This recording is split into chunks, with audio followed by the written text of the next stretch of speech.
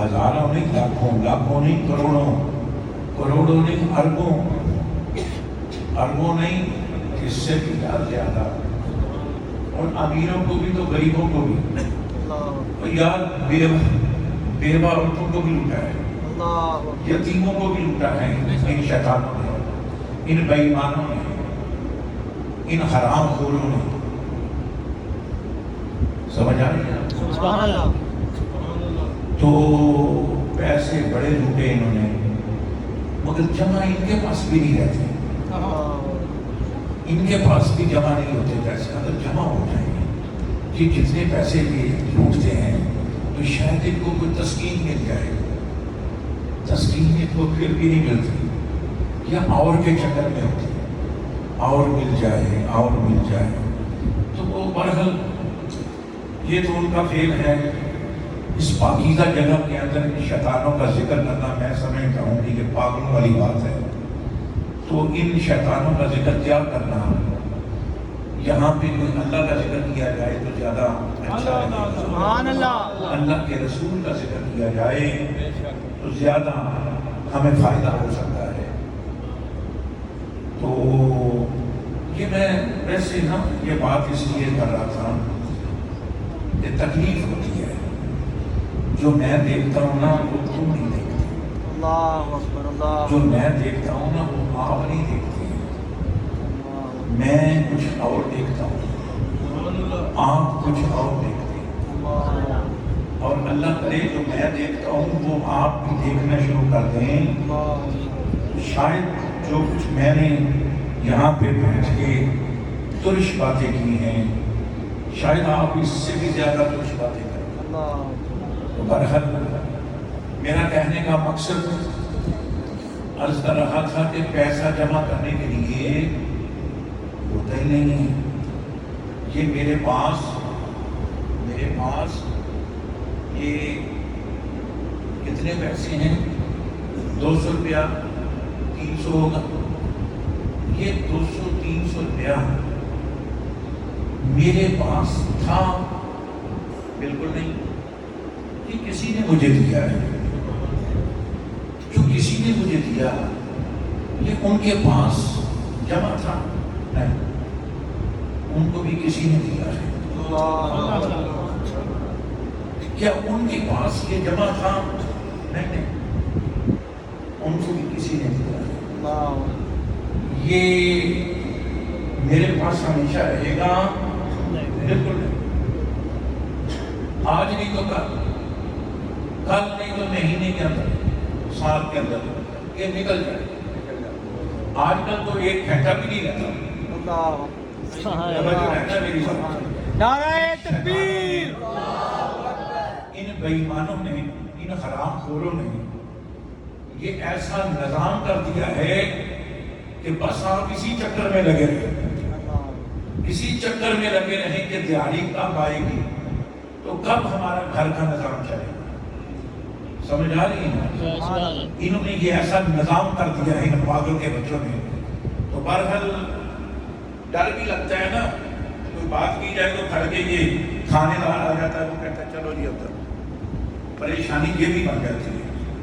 تو بہرحال میرا کہنے کا مقصد یہ ہے کہ آپ نے یہ پیسہ لگایا ہے، یہ جمع کرنے کے لیے تو تھا نہیں، جو آپ نے پیسہ جتنا کھایا اس کا بھی فائدہ تو نہیں ہوا آپ کو، جو پیسہ اپنی اولاد کے لیے جمع کر لیا آپ نے، قسم کھا کے کہتا ہوں کہ اس کا بھی فائدہ آپ کو اتنا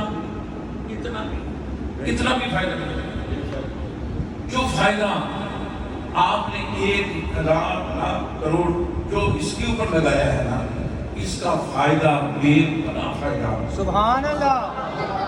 اس کا فائدہ اتنا ہوگا کہ تیری سوچ ختم ہو جائے گی، سبحان اللہ، تیری سوچ ختم ہو جائے گی کہ تیرا رب تجھے کیا دے رہا ہے۔ سبحان اللہ۔ بہرحال اللہ آپ کو شاد و آباد رکھے، اللہ آپ کو ہمیشہ ایسے ہی خوبصورت جو صدقہ جاریہ والے کام ہیں ان کو کرنے کی اللہ توفیق عطا فرمائے، اللہ پاک آپ کی اس محنت کو قبول فرمائے۔ حضرات گرامی، میں کوشش کروں گا کہ بلا تمہید کچھ عرض کر سکوں کہ تمہید کے اندر گیا تو پھر ہو سکتا ہے 15 منٹ یا 20 منٹ بھی لگ جائیں، تو میں تو یہ چاہتا ہوں کہ 15-20 منٹ کے اندر پروگرام اینڈ ہو جائے. تو الحمدللہ اللہ تبارک و تعالیٰ قرآن پاک میں ارشاد فرماتا ہے، سبحان اللہ، اہدنا الصراط المستقیم. سبحان اللہ، یہ ربیع الاول شریف کا مہینہ ہے. سبحان اللہ. یہ تھوڑا سا بتانا چاہتا ہوں کہ یہ مہینہ ربیع الاول شریف کا یہ سارے مہینوں کا سردار مہینہ، سبحان اللہ، سارے مہینوں کا سردار مہینہ. سبحان اللہ، شکر ہے سپیکر مسئلہ کچھ بہتر ہو گیا ہے. سبحان اللہ، شکر اللہ پاک آپ کو برکتیں عطا فرمائے. آمین. میں عرض کر رہا تھا کہ یہ مہینہ سارے مہینوں کا سردار مہینہ، سردار مہینہ ہے، سبحان اللہ، اور ربیع الاول شریف کا مہینہ، یہ ربیع الاول شریف سارے مہینوں کے نام سے یہ برکت والا نام ہے. سبحان اللہ، اور سمار شریف منگل بھی اللہ کا دن، سبحان اللہ، اتوار بھی اللہ کا دن، سمار بھی اللہ کا دن، بدھ جمعرات جمعہ ہفتہ اتوار سب اللہ کا دن، مگر سمار شریف یہ بھی اللہ کا دن. دن سارے ہی برکت والے ہیں کیونکہ سارے اللہ کے ہیں، سبحان اللہ، مگر سمار کا مہینہ بڑی برکت والا ہے. سبحان اللہ، یہ جو بڑی برکت والا کیسے بن گیا؟ مہینے سارے اللہ کے، یہ ربیع الاول شریف سارے مہینوں کا سردار کیسے بن گیا؟ کیونکہ اس مہینے کے اندر تیرا نبی آیا. سبحان اللہ، سبحان اللہ، اس مہینے کے اندر تیرا نبی آیا ہے.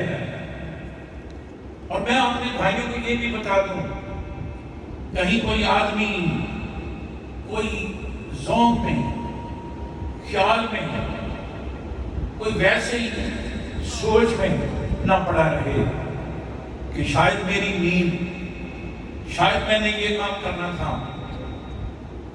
میرے کریم آقا علیہ السلام فرماتے ہیں، تیرا نبی فرما رہا ہے، سبحان اللہ، جو ایک اللہ اور اللہ کے رسول کے ذکر کی محفل جو بندہ آ جائے، اللہ اور اللہ کے رسول کے ذکر کی محفل، جس محفل کے اندر آپ بیٹھے ہوئے ہیں، جس اللہ اور اللہ کے رسول کے ذکر کی محفل کے اندر آپ بیٹھے ہوئے ہیں، اسی محفل کے بارے میں، انہی لوگوں کے بارے میں تیرے نبی نے کیا بولا؟ تیرے نبی کا فرمان آپ نے فرمایا جو ایک لمحہ، ایک ذکر والی محفل جس نے اٹینڈ کی، وہ ایک محفل 6 لاکھ بری محفلوں کا کفارہ. سبحان اللہ، ایک محفل جو اللہ اور اللہ کے رسول کے ذکر والی محفل، وہ 6 لاکھ بری محفلیں جو آپ نے کی ہوں، جو میں نے کی ہوں، جو ہم سب نے کی ہوں، بری محفلیں، جتنی بھی بری محفلیں ہم نے کی ہوں، اللہ کے رسول کا فرمان آ رہا ہے، تیرے میرے نبی کا فرمان آ رہا ہے. حضور نے فرمایا جو ایک محفل جس کے اندر اللہ کا ذکر کیا جائے، جس کے اندر اللہ کے پیاروں کا ذکر کیا جائے، اس ذکر والی ایک محفل کے اندر بیٹھ جاؤ تو وہ ایک محفل 6 لاکھ بری محفلوں کا کفارہ بن جاتی ہے، نعرہ تکبیر، بن جاتی ہے. نعرہ رسالت، نعرہ رسالت، سرکار کی آمد، انٹار کی آمد، جشن عید میلاد النبی، تیرا پیر میرا پیر. ایک محفل 6 لاکھ بری محفلوں کا کفارہ بن جاتی ہے. تو پھر یاد رکھو کہ آپ کو اس مسجد شریف کے اندر آئے ہو نا تو حصول برکت کے لیے آئے ہو. تو جب حصول برکت کے لیے آئے ہو تو پھر مبارک ہو, آپ کو مبارک ہو, کیونکہ تیرے نبی کا فرمان آ رہا ہے اور تیرے نبی نے اس وقت تک اپنی زبان سے کوئی لفظ تیرے نبی نہیں بولتا جب تک اللہ کی طرف سے حکم آگے اللہ کی منشا جس کے اندر موجود نہ ہو. کوئی بھی ایسی بات اللہ کا رسول نہیں کہتا معلوم یہ ہوا کہ اس کے اندر یہ منشا اللہ کی ہے سبحان اللہ اور اس کے اندر مرضی میرے محبوب کی ہے. حضور تاجدار مدینہ فرماتے ہیں ایک ذکر والی محفل 6 لاکھ بری محفلوں کا کفارہ بن جاتی ہے. تو پھر مبارک ہو کہ آج کی رات ہماری ضائع نہیں جائے گی. سبحان اللہ آج کی گھڑیاں ہماری ضائع نہیں جائیں گی کیونکہ تیرے میرے نبی کا فرمانا کیا ہے کہ 6 لاکھ بری محفلوں کا کفارہ بن جاتی ہے. تھوڑے دنوں کے بعد مثال کے طور پہ ہم نے چند دنوں کے بعد 19 اکتوبر کو قبلہ بھائی کہہ رہے تھے, جناب کہہ رہے تھے کہ 19 اکتوبر کے حوالے سے, تو میں نے یاد کروں اتفاق سے بات آگئی ذہن کے اندر 19 اکتوبر کو جب دربار رسانی کے اوپر حاضری کے لیے جب حاضر ہو گئے تو 6 لاکھ بری محفلیں ان کا کفارہ اگر ایک محفل بن جائے تو محفلوں کے اندر بھی فرق ہوتا ہے. سبحان اللہ. ایک وہ ذکر اللہ کا ذکر جو عام جگہ پہ کیا جائے اس کا فائدہ اور ہے, جو اللہ کا ذکر اللہ کے گھر کے اندر بیٹھ کے کیا جائے اس کی تاثیر اس کا فائدہ اور ہے. ایک وہ ذکر جو ذکر پیر جماعت علی کے دربار کی اوپر جا کے کیا جائے اس کی تاثیر اس کا فائدہ اس کا اثر اور زیادہ ہے. جو ذکر تیرے نبی کے دربار کے اوپر کیا جائے, مدینے کے تاجدار کے دربار کے اوپر جا کے کیا جائے, اور اس ذکر کی تاثیر بھی اور ہے, اس تاثیر ذکر کی برکت بھی اور ہے. نعرہ تکبیر, نعرہ رسالت, فیض لاسانی جاری رہے, فیض لاسانی, تیرا پیر میرا پیر, جیسے کہ قرآن پڑھا جائے ایک لفظ پڑھا جائے تو 10 نیکیاں ہے نا. ایسے بات 10 نیکیاں. اگر رمضان شریف کے اندر قرآن پڑھا جائے, قرآن کا ایک لفظ پڑھا جائے تو پھر 70 نیکیاں. پھر وہی رمضان شریف کے اندر ایک رات آتی ہے جسے لیلۃ القدر کہتے ہیں. اگر اس رات کے اندر قرآن کا ایک لفظ پڑھا جائے تو پھر 70,000 نہیں, 70 لاکھ نہیں, 70 کروڑ نہیں, پھر اللہ لاکھ کو حساب عطا فرمائے. اللہ پھر اپنی شان کے لائق, اللہ اپنی خاصیت کے مطابق اپنے بندے کے اوپر انوار تجلیات کے دروازے, رحمتوں کے دروازے, برکتوں کے دروازے, ہدایت کے دروازے, شفاعت کے دروازے, سارے کے سارے دروازے اپنے بندے کے لیے کھول دیتا ہے. پھر کہتا ہے کہ میرے بندے جو مانگنا ہے مانگ لے, میرا رب دینے کے لیے تیار ہے. معلوم یہ ہوا کہ تاثیر ہوتی ہے, فائدہ الگ الگ ہوتا ہے. زمینیں ایک جیسی نہیں ہوتی, کھانے ایک جیسے نہیں ہوتے.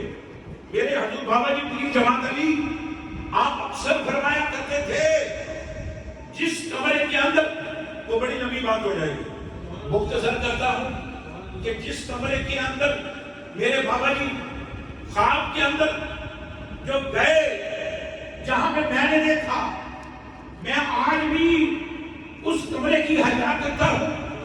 میں آج بھی اس کمرے کو حصول برکت کے لیے, اس کمرے کی زیارت کے لیے گھر کے اندر ایک چھوٹا سا کمرہ ہے، اس کمرے کے اندر جاتا ہوں، اگر کوئی مجھے پوچھے کہ یہ کیوں، تو یہ میں اکثر کہتا ہوں ہر گھر ایک جیسا نہیں ہوتا، ہر کمرہ ایک جیسا نہیں ہوتا، ہر مٹی ایک جیسی نہیں ہوتی، ہر گاؤں ایک جیسا نہیں ہوتا، ہر شہر ایک جیسا نہیں ہوتا، اور یہ شہر، یہ مکان، یہ دیہات، یہ گاؤں، یہ گھر، یہ کمرے، یہ نسبتوں کے ساتھ اونچے ہوتے رہتے ہیں۔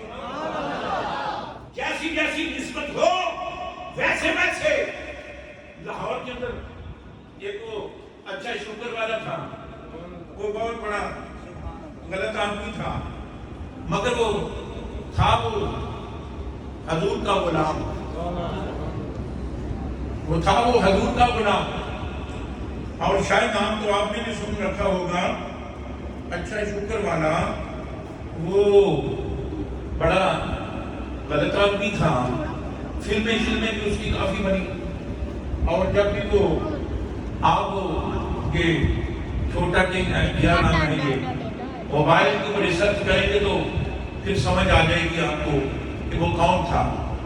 تو اچھا شکر والا وہ مجھے، میں اس کے شاہ نور اسٹوڈیو کے اندر گیا، میں چھوٹا تھا، ابھی بہت چھوٹی میری عمر تھی، تو میں ویسے ہی ایک میرے ساتھ آدمی تھا، تو اس آدمی کو اس نے بولنا تھا کہ اس صاحبزادہ صاحب جب آئیں گے تو مجھے بتانا، تو وہ آپ نے لے کر آنا ہے یہاں پہ، تو میں ان کو کچھ دکھاؤں گا۔ تو سبحان اللہ میں وہاں پہ گیا، تو شاہ نور اسٹوڈیو کے اندر اس نے ایک چھوٹا سا کمرہ جو نیچے سے بھی کچا تھا، اوپر سے بھی کچا تھا، تو وہ تھا تقریباً 8 بائی 8 کا کمرہ ہوگا شاید، چھوٹا سا کمرہ تھا۔ تو میں جوتوں سمیت اندر گیا تو اس نے مجھے قمیض سے پکڑ کے پیچھے کھینچ لیا۔ میں نے کہا کہ کیا مسئلہ ہے؟ کہتا ہے وہ جوتے باہر اتارو۔ میں نے ان کو بولا کہ کیوں؟ کہتا آپ کو نہیں پتہ یہاں پہ میرے حضور کے عالم تشریف لائے تھے، میرے حضور صاحب یہاں پہ تشریف لائے تھے، تو جب سے حضور کے عالم یہاں پہ تشریف لائے تھے اس دن سے لے کر آج تک میں بے وضو اس کمرے کے اندر نہیں گیا۔ میں جب بھی جاتا ہوں نماز پڑھنے کے لیے جاتا ہوں، وضو کر کے جاتا ہوں، اور آج تک سر سے ننگا کبھی اس کمرے کے اندر نہیں گیا۔ اور جب بھی میں گیا ہوں تو میرے ساتھ جو بھی کبھی کوئی آتا ہے تو وہ باوضو ہو کے اور جوتے اتار کے باہر تب اندر ہو جاتا ہے۔ تو یہ معاف کرنا، وہ یہ میرے آقا کے قدم لگے ہوئے ہیں یہاں، جوتا لے کر نہیں آپ جا سکتے۔ میں نے کہا ٹھیک ہے جی، بالکل آج کے بعد کہ ہم بھی دھیان رکھیں گے۔ تو مقصد یہ ہے کہ ایک دنیا دار آدمی تھا، بدمعاش تھا، دنیا دار تھا، اس کو دین کے حوالے کی کچھ خبر نہ تھی، مگر دین کی خبر اس وقت ہوئی جب اس کی نسبت میرے آقا کے ساتھ جڑ گئی۔ پھر اس کو دین کا بھی پتہ چل گیا، پھر اس کو پتہ چل گیا کہ درود کیسے پڑھنا ہے، پھر پتہ چل گیا کہ نماز کیسے پڑھنی ہے، پھر یہ بھی پتہ لگ گیا کہ جہاں اللہ کے ولی کے قدم لگتے ہیں اس کمرے کے اندر ننگے سے نہیں جایا جاتا۔ یہ بھی پتہ چل گیا کہ جوتا لے کر کوئی بھی اندر نہیں جا سکتا۔ یہ پوزیشن اس دنیا دار کو خبر کس نے دی؟ اس کو کیسے پتہ چلا؟ اس کو پتہ میرے رب نے دیا، کیونکہ اللہ فرماتا ہے ہدایت میں دیتا ہوں، نیکی کی توفیق میں دیتا ہوں، اور اس کو ہدایت، نور ہدایت میرے دینے کے اوپر اس کو ملتی ہے۔ تو معلوم یہ ہوا اللہ فرماتا ہے ہدایت اس کو دیتا ہوں جو مجھ سے مانگے، جو مجھ سے مانگے اس کو ہدایت دیتا ہوں۔ تو میں اپنے بھائیوں کے لیے اس لیے بات سمجھانے کی کوشش کر رہا ہوں کہ کسی ذہن کے اندر کوئی خرابی نہ آئے، اور جب بھی آپ مثال کے طور پہ مسجد یہاں پہ کھڑے ہو کے نماز پڑھتے ہو، امام صاحب کے پیچھے ایک نماز پڑھتے ہو، گھر میں جو گھر میں نماز پڑھتے ہو تو کتنی نمازوں کا ثواب ملتا ہے آپ کو؟ ایک نماز کا۔ جب آپ مسجد شریف کے اندر نماز پڑھتے ہو تو پھر کتنی نمازوں کا ثواب ملتا ہے؟ 27 نمازوں کا۔ یہ گاؤں ایک ہے، گاؤں ایک ہے، گھر میں پڑھو تو ایک نماز، جماعت کے ساتھ پڑھو تو 27 نمازوں کا ثواب۔ اور میں اپنے بھائیوں کو یہ کہنا چاہتا ہوں، اگر امام یہاں پہ کھڑا ہے، آپ ادھر کھڑے ہو کے نماز پڑھو تو فائدہ کم ہے، جس طرف کھڑے ہو کے نماز پڑھو تو ثواب زیادہ ہے۔ بائیں طرف ثواب زیادہ۔ مسجد ایک ہے، چند فٹ کی جگہ ہے، مگر ادھر کھڑے ہو کے نماز پڑھو تو ثواب زیادہ، مگر امام صاحب کی اس طرف نماز پڑھو تو ثواب کم۔ یہ جگہ بھی وہی، یہ بھی جگہ وہی، یہ مسجد اللہ کا گھر، یہ بھی جگہ برکت والی، یہ بھی جگہ برکت والی، مگر یہاں پہ کھڑا ہونے سے ثواب زیادہ ملتا ہے، یہاں کھڑے ہونے سے ثواب کم ملتا ہے۔ ہاں علی پور سیدہ شریف چلے جائیں تو مسجد کے اندر، مسجد ضیاء کے اندر نماز پڑھی تو ادھر نماز پڑھیں تو ثواب زیادہ، ادھر نماز پڑھیں تو ثواب کم۔ ہاں فیصل مسجد، بادشاہی مسجد، دادا حضور کی مسجد، اجمیر شریف کی مسجد، دہلی شریف کی مسجد، پاک پتن شریف کی مسجد، یہ بڑی بڑی مسجدیں، چاہے وہ آگرے کی، بمبے کی، دہلی کی، کراچی کی میمن مسجد کیوں نہ ہو، یا کہ اسلام آباد کی فیصل مسجد کیوں نہ ہو، یا دنیا جہاں کی تمام مساجد، ان کے دائیں طرف کھڑا ہو تو ثواب بائیں طرف کھڑے ہو تو ثواب کم۔ مگر میں قربان جاؤں، جب مدینہ شریف چلے جاتے ہو، مدینہ شریف تو بائیں طرف کھڑے ہو، بائیں طرف کھڑے ہو تو ثواب، دائیں طرف کھڑا ہو۔ عام مسجدوں کے اندر دائیں طرف کھڑا ہو تو ثواب کم یا زیادہ؟ بولو، دائیں طرف کھڑے ہو تو ثواب زیادہ ملتا ہے یا کم؟ زیادہ۔ اور بائیں طرف کھڑے ہو تو ثواب کم۔ مدینہ شریف وہاں پہ جا کے دائیں طرف کھڑے ہو تو ثواب کم ملتا ہے، تو بائیں طرف کھڑے ہو جاؤ تو ثواب زیادہ ملتا ہے۔ نعرہ تکبیر، نعرہ رسالت، نعرہ حیدری،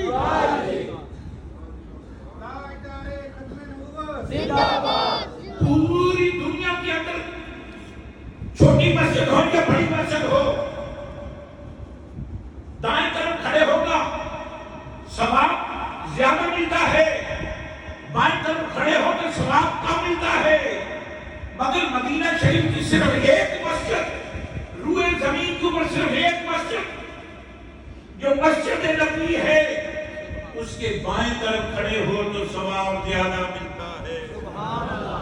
وہ بائیں طرف کھڑے ہو تو ثواب زیادہ ملتا ہے۔ وہ بائیں طرف کھڑے ہو تو توجہ ہے نا، بائیں طرف کھڑے ہو تو ثواب زیادہ کیوں ملتا ہے؟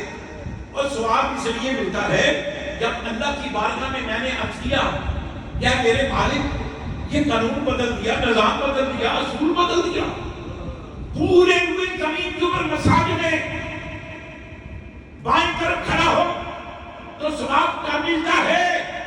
تو یا اللہ یہ مدینے کی مسجد کے اندر بائیں طرف کھڑا ہو تو ثواب زیادہ کو دیتا ہے، اس کی وجہ کیا ہے؟ اللہ فرماتا ہے اس لیے کہ بائیں طرف جتنا کھڑا ہوگا وہ روضۃ الرسول کے قریب۔ روضۃ الرسول جو حاجی لوگ ہیں ان کو سمجھ آ رہی ہے میں کیا کہہ رہا ہوں، ان کو سمجھ آ رہی ہے میں کیا کہہ رہا ہوں۔ جو بائیں طرف امام صاحب کے بائیں طرف ہوگا وہ روضۃ الرسول کے قریب ہوگا، جو بائیں طرف ہوگا وہ روضۃ الرسول کے دور ہوتا جائے گا۔ پوری مسجدیں، روح زمین کے اوپر مسجدیں، اصول ایک ہی ہے کہ دائیں طرف کھڑے ہو تو ثواب زیادہ، مگر مدینے کی مسجد بائیں طرف کھڑے ہو تو ثواب زیادہ۔ کیوں؟ اس لیے کہ روضۃ الرسول قریب آ جائے، قانون بدل دیا۔ اللہ نے نظام ہی بدل دیا، نظام بدل دیا، قانون بدل دیا، اور ثواب کے لیے ایک مسجد کا قانون بدل دیا کہ دیکھو کہ اللہ اپنے نبی کے ساتھ کتنی محبت کرتا ہے، سبحان اللہ، کتنا تعلق ہے، کتنی نسبت ہے، کتنا لگاؤ ہے، کتنا تعلق ہے۔ حضرات کرام میں عرض کر رہا ہوں، اور اگر سبحان اللہ یہاں پہ نماز پڑھی 27 نمازوں کا ثواب، 27 نمازوں کا ثواب۔ کچھ لوگوں نے کہا مدینہ شریف کی مسجد میں نماز پڑھے تو 50,000 نمازوں کا ثواب۔ یہ بھی مسجد وہ بھی مسجد، توجہ ہے نا؟ سبحان اللہ کہہ دو، سبحان اللہ، یہاں پہ نماز پڑھی جائے تو 27 نمازوں کا ثواب، یہ بھی اللہ کا گھر مسجد